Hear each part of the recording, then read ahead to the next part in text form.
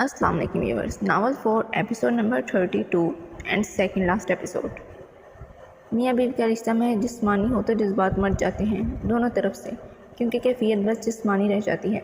उसे लगता था कि मैं बस हमारे रिश्ते में फ़िज़िकल रिलेशन में इंटरेस्टेड हूँ। मेरी बीवी जो समझती थी मैं उसके करीब इसलिए जाता हूँ, अगर जिस्मों की भूख हो शोहर में तो वो बाहर से भी पूरी कर सकता है। अनुषा, मियाँ बीवी का रिश्ता महज जिस्म की ज़रूरत तक नहीं होता। फहाज की हल्की तेज़ होती धड़कनें सुनते हुए अनुषा ने आंखें बंद कर ली थी। फहाज के सीने पर सर रखे वो आज फहाज का हर दुख हर तकलीफ़ सुनना चाहती थी। वो मेरा वक्त चाहती थी और मैं दिन भर की मेहनत के बाद अपनी बीवी की कुर्बत। फ़र्क सिर्फ इतना था कि मिस्टर फहाज, मत भूलें कि आप अपनी मौजूदा बीवी के सामने अपनी साबका बीवी के लिए कुर्बत की बातें कर रहे हैं। अनुषा की आवाज़ इतनी आहिस्ता थी, उंगलियों के नेल सीने से होते हुए गर्दन तक जैसे ही गए थे। अनुषा ने फहाज को मजबूती से पकड़कर अपनी तरफ चेहरा किया था। वो ग्रे सिल्क कंफर्ट उसके वजूद को बेयर कर गया था, स्लिप हो गया था, मगर उसे फिक्र नहीं थी। उसकी नज़रें फहाज के चेहरे को उतनी शिद्दत से देख रही थी। अनुषा, मैं माजी को छुपाना नहीं चाहता तुमसे। मुझे वो माजी नहीं सुनना फहाज जहाँ आप किसी और के महरम थे। मुझे वो बातें नहीं सुनी जिनमें आपकी मोहब्बत किसी और के लिए थी। मुझे अनुषा के होंठ बात करते करते फहाज के होंठों से जैसे टकराए थे, वो कुछ पीछे हो गई थी।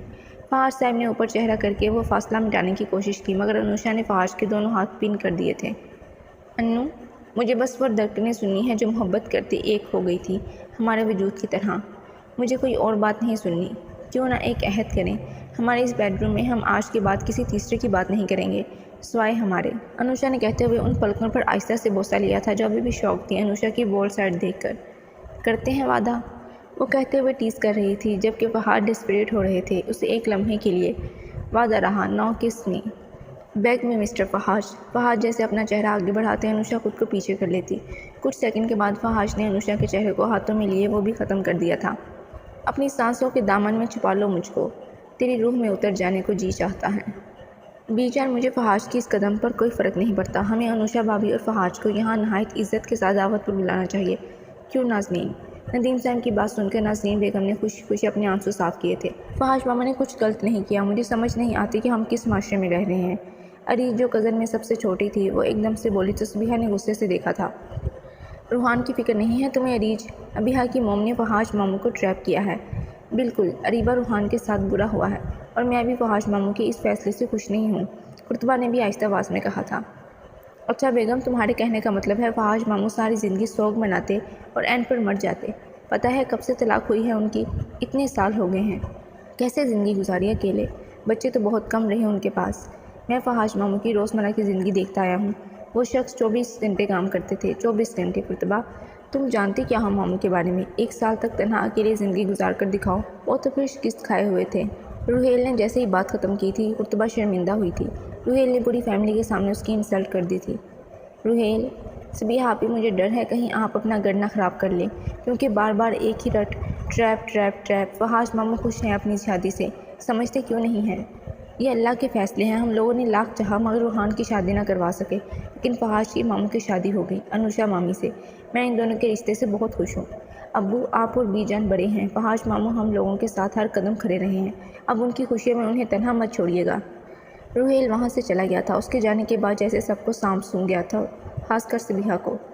अम्मी, मैं भी चलती हूँ, मुझसे बात करने के बाद जाओगी। चलो, नाज़रीन बेगम सस्ती से कहकर अपने रूम में चली गई थी। बाकी सब भी आहिस्ता आहिस्ता वहाँ से जाना शुरू हो गए थे, सिवाय बीजान और नदीम साहब के। नदीम बेटा, तुम मुझे फहाज के अपार्टमेंट में ले जाओगे? वक्त आ गया है अब हमें उन दोनों के रिश्ते को अपनाने और इज़्ज़त देने का, घर की बहू को घर लाने का। बीजान ने मुस्कुराते हुए अपने बेटे से कहा था, जो बहुत ज़्यादा खुश हुए थे उस वक्त। बीजान, बहुत बहुत शुक्रिया, आपने फहाज के बारे में सोचा। देखें सर, ये मुमकिन नहीं है, उनके बहुत एहसान है मुझ पर। अच्छा, तो फिर तुम्हारा शोहर और बेटा ज़रूरी नहीं है? देखें सर, आप किसी से भी ये काम करवा सकते हैं, मैं ही क्यों? वो रोते हुए खुद को छुड़वाने की कोशिश कर रही थी, मगर जिन गार्ड्स ने उनको बाजू से पकड़ा था वो छोड़ नहीं रहे थे और सामने कुर्सी पर बैठा शख्स ज़रा सा भी तरस नहीं खा रहा था उस नर्स पर। एहलाम सर, प्लीज़ किसी और से ये काम करवा दें। मैं अनुषा मैडम को ऐसे धोखा नहीं दे सकती। मेरे शोहर और बेटे को छोड़ दें, आज़ाद कर दें। अच्छा, आज़ाद कर देता हूँ, उन दोनों को लेकर आओ। इलाम के गार्ड उस नर्स के ज़ख्मी शोहर और छोटे बेटे को अंदर ले आए थे तो इलाम ने सर पर गन रख दी थी। कर दूँ आज़ाद? नहीं नहीं, मैं वही करूँगी जो आप कहेंगे। तुम्हें पता है क्यों तुमसे ये काम करवा रहा हूँ? क्योंकि तुम इस वक्त उस अस्पताल की हेड ऑफ़ नर्स हो और इस हॉस्पिटल की ऑनर डॉक्टर की असिस्टेंट हो। जिस तरह तुम पर यकीन करती है मेरी अनुषा। सर आप चुप, अपने बच्चे को ज़िंदा देखना चाहती हो तो वही करो। उसे शाम 5 बजे तुम अस्पताल से बाहर लेकर आओगी। मैं कैसे ला सकती हूँ, वो नहीं आएंगी। वो अपने होश में बाहर ना आई तो बेहोश करके ले आना। तुम्हारे पास बस कुछ घंटे हैं, बस। अनुषा मेरी टाई, अनुषा गड़ी कहाँ है, कुछ भी जगह पर नहीं है। अनुषा। वो जैसे ही हमसे छुपाते हुए पीछे हुए थे तो अनुषा ने गुस्से से सामने खड़ी थी और ड्रेसिंग पर रखी टाई को उठाकर हाथ पर पटक दिया था। सब कुछ सामने रखा हुआ है फहाज, दांत पीसते हुए वो ये कहकर बाहर जाने लगी तो फहाज ने उनकी वेस्ट पर हाथ रखे ड्रेसिंग के साथ पिन कर दिया था। कहाँ जा रही हो, टाई कौन पहनाएगा, गला ना दबा दूँ। अनुषा ने अपनी मुस्कुराहट कंट्रोल की थी जब उनके जवाब पर फहाज मुंह बनाकर खुद ही टाई पहनना शुरू कर चुके थे। लाएं दे मिस्टर, ज़रा सी बात पर बच्चे बन जाते हैं। अनुषा ने कॉलर को सीधा करते हुए ही शिकायत की थी और फहाज खामोश अनुषा को बातें सुन रहे थे।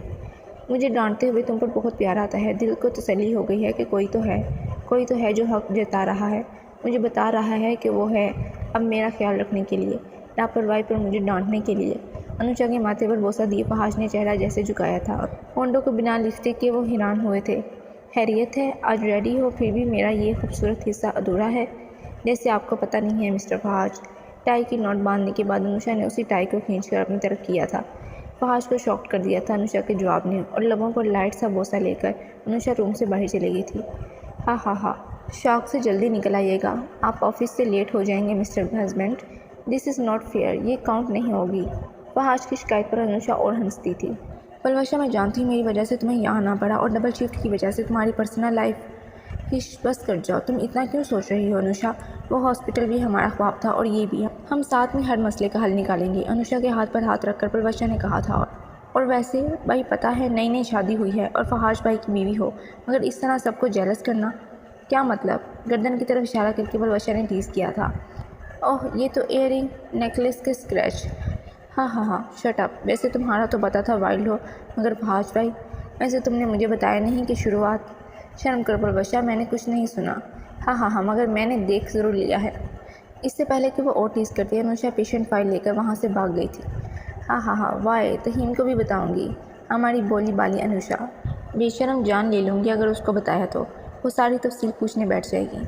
अनुषा वापस आई थी और इस बार इसके चेहरे पर भी हंसी थी।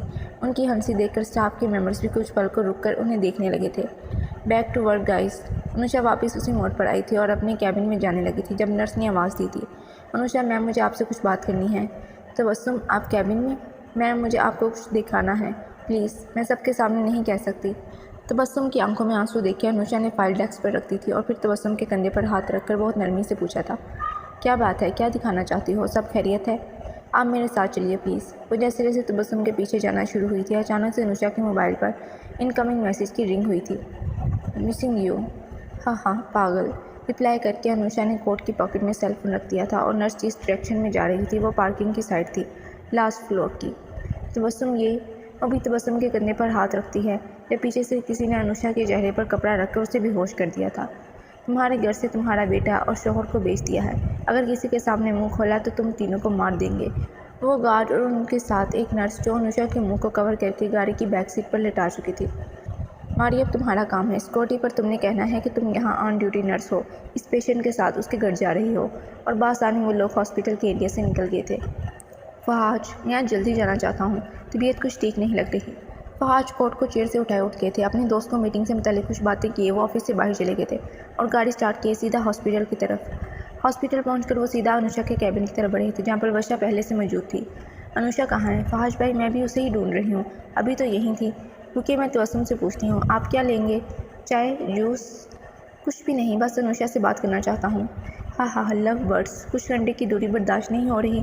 पर वर्षा की टीजिंग पर फहाज शर्मा गए थे। मुस्कुराते हुए उन्होंने सर नीचे कर लिया था। मैं अभी आपकी बेगम को ढूंढ कर लाती हूँ। वो जैसे ही बाहर गई थी फहाज की नज़र नेम प्लेट पर पड़ी थी, ऑफिस के डॉक्टर अनुषा फहाज, मेरा हासिल। वो बहुत मोहब्बत से देख रहे थे इस नेम प्लेट को और दूसरी तरफ 20 मिनट गुजर गए थे मगर अनुषा का कोई पता नहीं था। सिस्टर तबस्सुम, अनुषा तो लैब में भी नहीं है, चिल्ड्रन वार्ड में भी नहीं है, आपने जो जगह कही थी।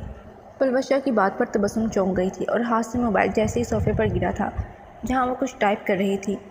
आपका मोबाइल। तबस्सुम इतना घबरा गई थी कि पलवशा ने मोबाइल उठाकर तबस्सुम को दिया था और इसे पकड़ाने में एक वॉइस जो टच होने पर प्ले हुई थी।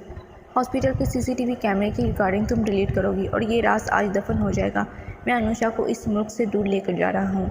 तबस्सुम दरवाजे की तरफ भागी थी जब तलवशा ने बाजू के पकड़कर उसे ज़ोरदार थप्पड़ मारा था। वार्ड बॉय, इस पर नज़र रखो, जाने मत देना, पुलिस को इन्फॉर्म कर दो। तलवशा तबस्सुम का मोबाइल लेकर अनुषा के कैबिन में भागी थी।